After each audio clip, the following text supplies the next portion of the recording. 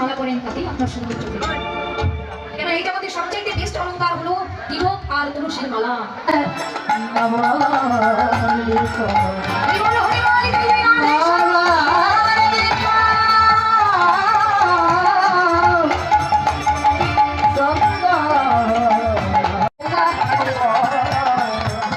এই গঙ্গা নদী সূর্য পূজা করবে কার মঙ্গলের জন্য? অধীর মঙ্গলের জন্য। এই গোপিকারা সাপতি হলেন ভক্তগণ, যা ভক্তের মঙ্গলের জন্য প্রভু পূজা করতে চলেছে সূর্যের মতো। কিন্তু রাধারানী তো কৃষ্ণ কৃপার জন্য আর নিজের প্রতি মঙ্গল আয় ঘোষের মঙ্গলের জন্য পেয়েছে। ঠিক কেমন ধারা? অঙ্গি রাজা বা অন্তর্গে কৃষ্ণ ভাব নারীর মধ্যে নিয়েছে ঠিক